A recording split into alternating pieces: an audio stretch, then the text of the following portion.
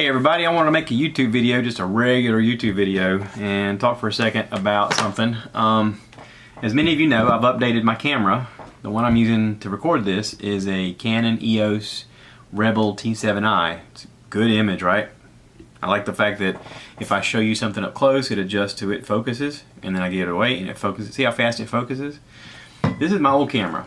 This is the Canon G7X Mark II. See, smart focus. See how it's focusing?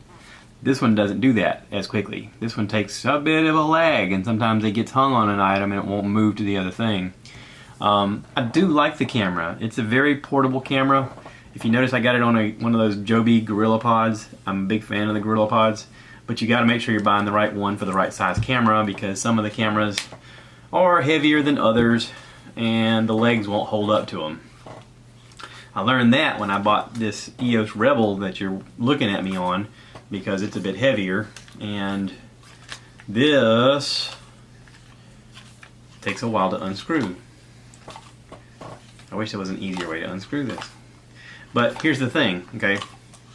Here's the pain in the neck part about owning this camera with any tripod, is the way they built the bottom of this. See how it's got this hole here? Alright, the door to get to all your stuff is right where that is. So you have to completely remove this in order to get to anything, because your memory card is right there, and so is your battery. Just take my word for it, the battery's right there. Okay, so anyway, this is kind of a pain in the neck design as far as that goes. The cool part about this is you can see that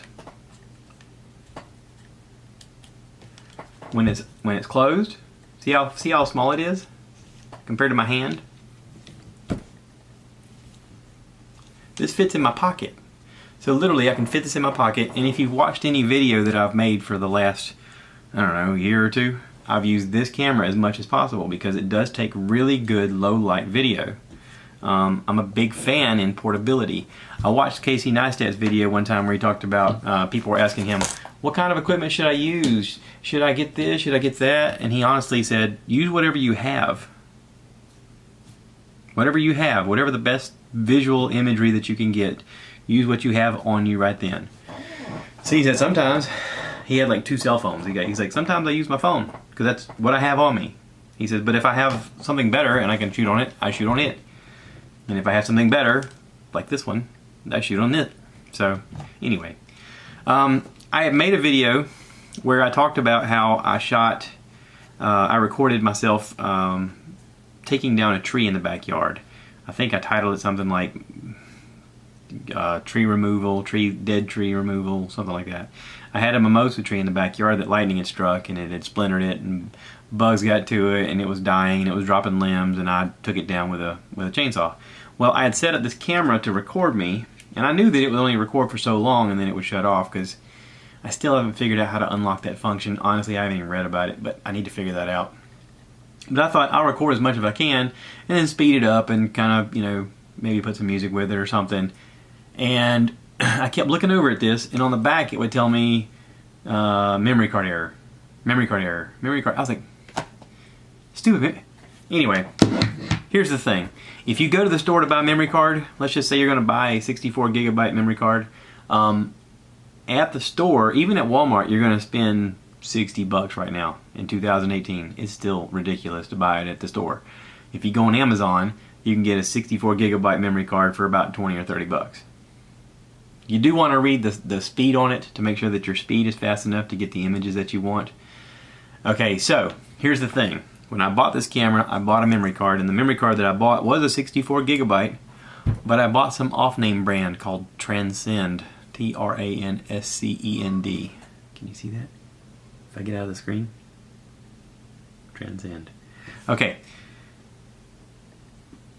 Here's one of those situations where sometimes the generic version is not what you want to go with.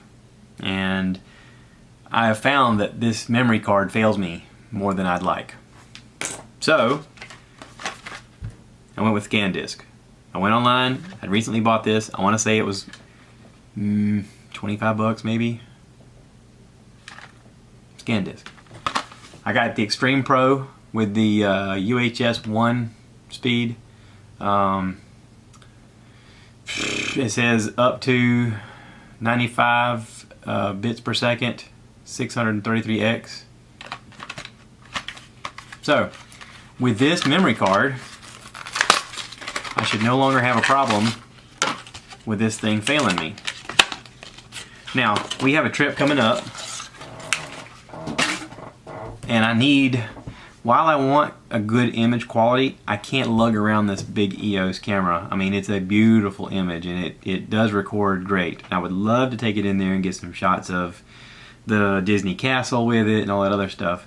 But to be honest, it's just not portable enough. So, this is going to be my standard. Again, the best thing I can carry right away. So, and now I got me a good memory card. So that's all. I just want to make a video about that and tell you guys, you know, sometimes you get what you pay for.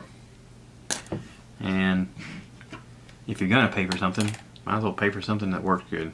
Because, I mean, in price, there's not much difference. I mean, I think there's $5 difference between these two memory cards.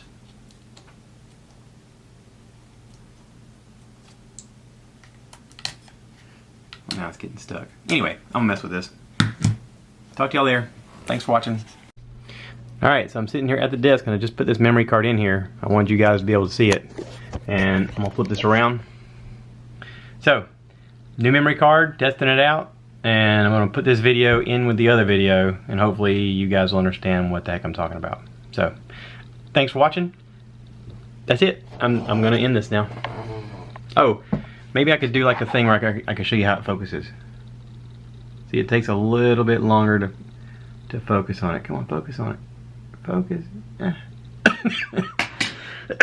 Oh well. It does a decent job though, but it does really well in low light. It's completely dark now, but if it was a little bit of light in here, you guys could see me. Anyway, trust me. If you watch my videos, you know I've played with this function enough. Take care.